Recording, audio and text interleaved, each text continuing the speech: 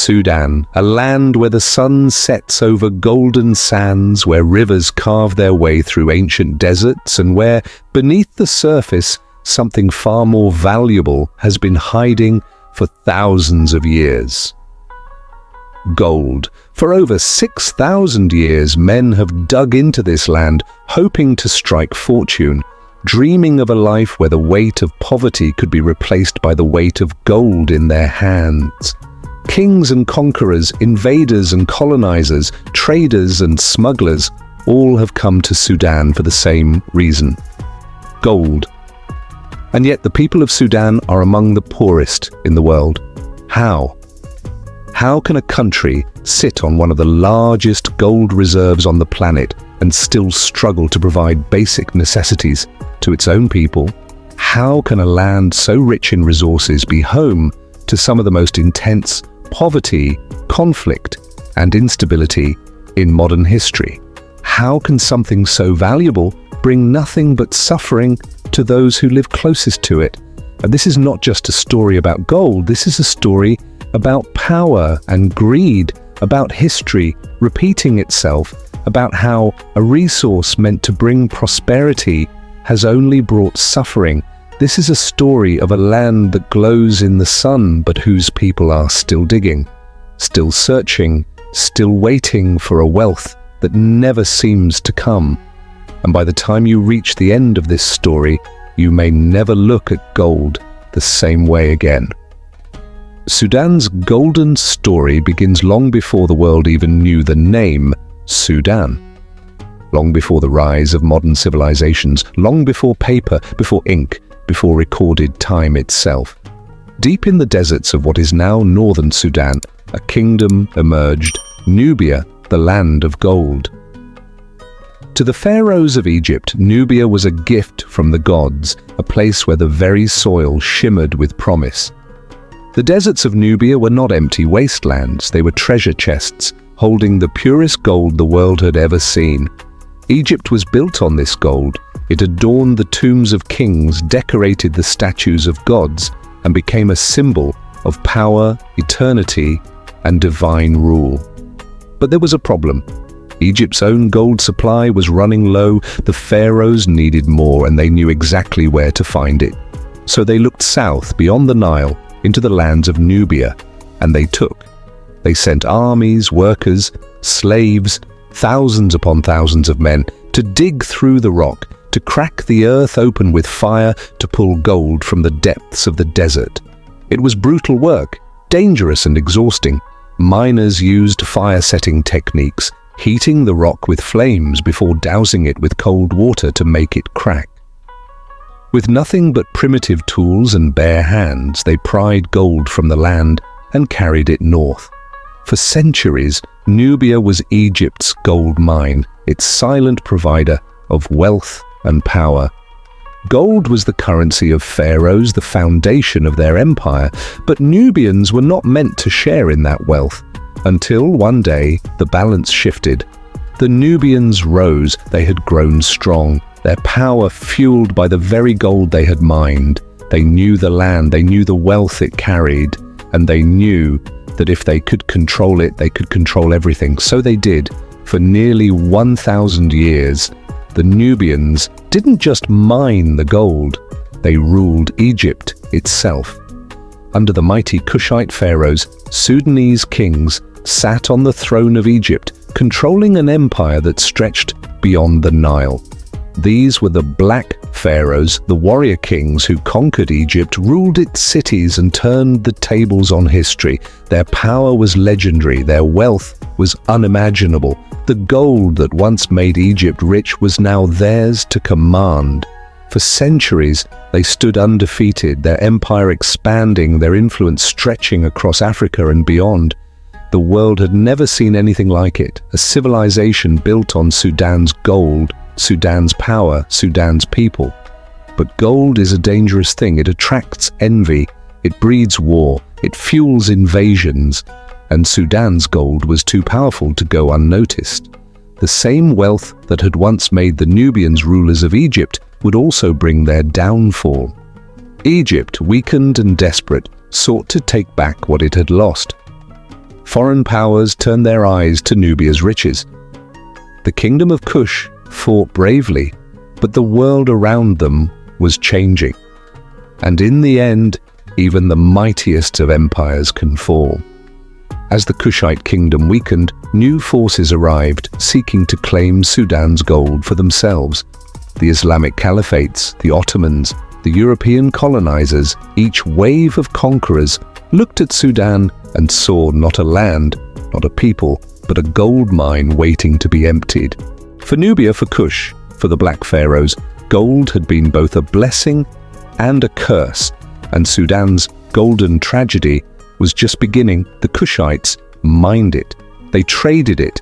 They sent it as far as Greece and the Mediterranean, using it to fund their own armies, build their own pyramids, and forge an empire that rivaled even Egypt. For the first time, it seemed that gold might actually bring prosperity to the people who lived above it. But gold is a dangerous thing. It attracts enemies. And the world was watching. The Kushites were powerful, but power invites war. Kingdoms fought to control Sudan's gold mines. For centuries, Sudan was both a treasure chest and a battlefield, as rulers, armies, and invaders sought to take control of the golden wealth that lay beneath its sands. And then came a new empire, one that would change Sudan's fate forever. When Islam spread into Sudan in the 7th century, gold mining didn't stop. It only changed hands. Sudan's gold became a key part of Islamic trade, reaching Cairo, Baghdad, and beyond. The rulers of Sudan, under the Fungi Sultanate, traded their gold for weapons, horses, and influence. Then came the Ottoman Empire in the 16th century. They too saw the golden glow of Sudan's land. But they weren't interested in Sudanese prosperity. They wanted control. Sudan's gold was now fueling empires that weren't even Sudanese. The locals mined it, the outsiders took it.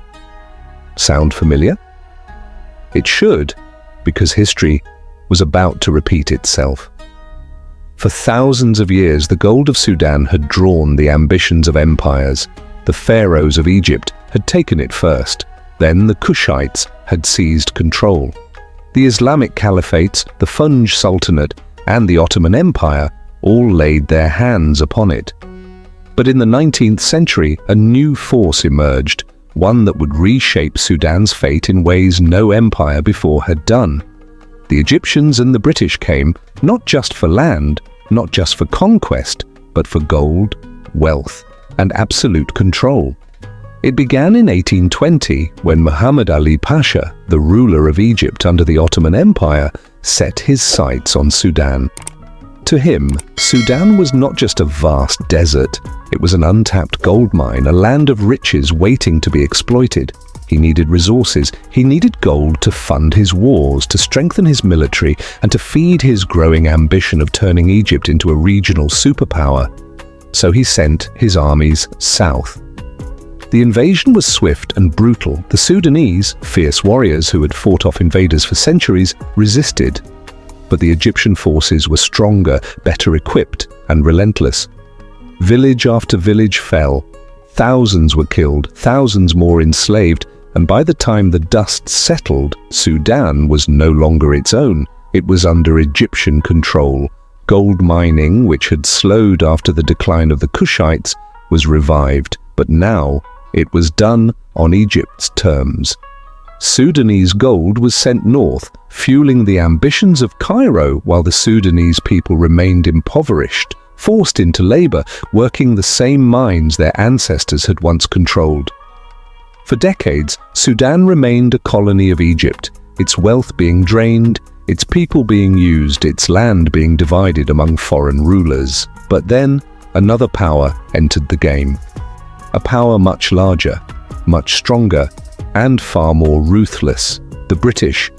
By the late 19th century, the British Empire controlled vast portions of the world, from India to Australia, from Canada to South Africa. They built their empire on the resources of other nations, and now they wanted Sudan. Why? Not just because of its land, not just because of its people, because of gold.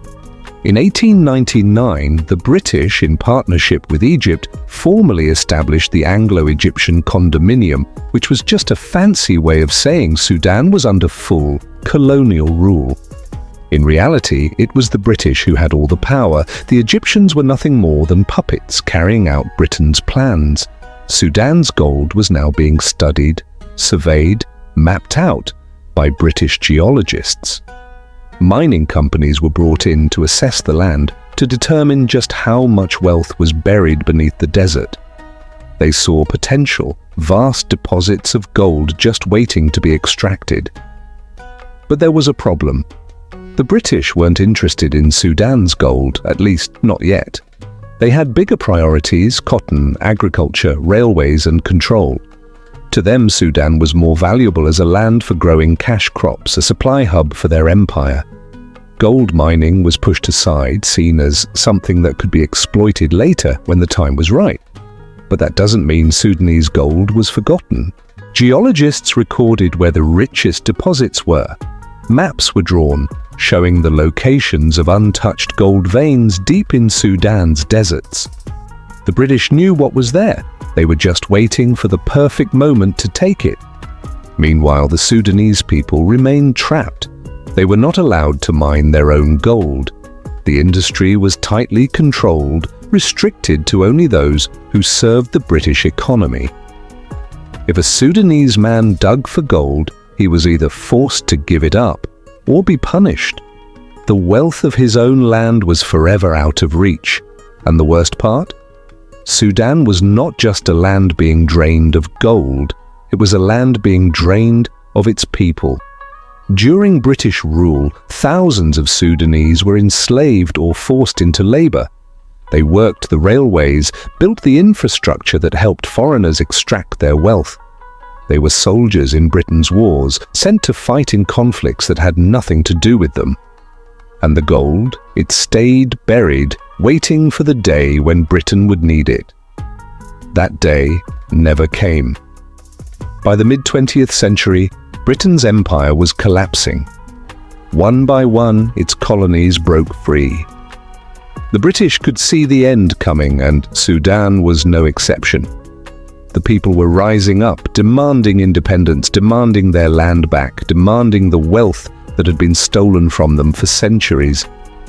And in 1956, Sudan finally won its freedom. The British were gone, the Egyptians were gone. Sudan was its own nation, standing on its own for the first time in centuries. And beneath its sands, the gold was still there. For the first time, Sudan's people could mine their own gold, keep their own wealth, build their own future. At least that's what they thought. But history has a way of repeating itself. Because even though Sudan was now free, even though the colonizers had left, the gold never belonged to the people who mined it. And what followed was not prosperity. It was the beginning of a new kind of exploitation, one that continues to this day. For years, Sudan struggled. Wars, coups, economic collapse. The gold was still there, but no one was looking. Then in the early 2000s, everything changed. A new gold rush began. Sudan discovered surface gold, easy to mine, easy to sell. You didn't need machines, you didn't need deep tunnels. You just needed a shovel, a pan, and a little bit of luck. Sudanese people flooded the gold fields, men, women, even children, digging with their bare hands, hoping for a future better than their past. It should have been a new beginning. Instead, it became a nightmare. Gold should have saved Sudan. Instead, it became a weapon. In Darfur, the Jebel Amir gold mines became battlefields. Different factions fought for control. Militias taxed miners, smugglers controlled the trade. Gold wasn't lifting people out of poverty. It was fueling war, corruption, and destruction. Meanwhile, the land itself suffered. Mercury and cyanide, used to extract gold, poisoned rivers and soil. Villages lost their clean water, families lost their health, and as the gold disappeared into foreign markets, the people who mined it were left with nothing. But that was only the beginning. In April 2023, Sudan plunged into another war, but this time the battlefield wasn't just about power, it was about gold. The very mines that once made pharaohs rich are now fueling death. From the blood-soaked hills of Jebel Amer in North Darfur to the contested goldfields of Songo in the south, Sudan's gold has become the engine of a modern war machine. On one side, the army. On the other, the Rapid Support Forces, known as the RSF, led by General Mohammed Hamdan Dagalo, or Hemeti. And what bankrolls Hemeti's fighters, his weapons, his drones? Gold, tons of it, smuggled across borders, hidden in convoys, and flown out of airstrips under cover of night. Most of it ends up in Dubai, sold through shadowy deals by companies linked to the RSF. The money used to buy weapons and wage war. In 2024 alone, estimates suggest the RSF made nearly $1 billion from gold. Mines that should have brought schools, hospitals, and roads now fund bullets, bombs, and chaos. Even the US placed sanctions on RSF-linked companies, calling gold a vital revenue source for fueling violence. And while the Sudanese army fights to retake these gold fields, the airstrikes have left mining towns in ruins, civilians caught in the crossfire, villages poisoned by cyanide and mercury, and once again, Sudan bleeds for its gold. 6,000 years later, nothing has changed. Gold still leaves. Suffering stays. So after 6,000 years of gold mining, why is Sudan still struggling? 5 reasons. Gold leaves, wealth stays elsewhere. From the pharaohs to modern corporations, Sudan's gold has always benefited outsiders more than its own people. Lack of deep mining investment. Sudan has never developed deep mining. Most of its gold is still mined by hand with primitive tools. This means huge untapped reserves remain underground, while surface gold is quickly disappearing. Conflict and corruption. Gold has fueled wars, smuggling, and corruption instead of national development. Environmental destruction. Mercury and cyanide are poisoning Sudan's future. Political instability. With constant coups, civil wars, and international sanctions, Sudan has never had the stability to properly invest in its own resources. So Sudanese people keep digging, but the gold keeps leaving and the poverty stays. Sudan's story is not over.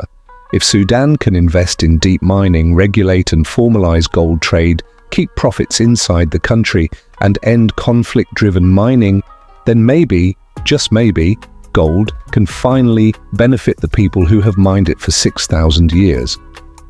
But until then, the land will keep glowing, and its people will keep digging for gold, for survival, for something that should have been theirs all along. If this story has made you think, if it has opened your eyes to the untold history of Sudan, let us know. Subscribe, like, and tell us in the comments. Do you think Sudan's gold is a blessing or a curse?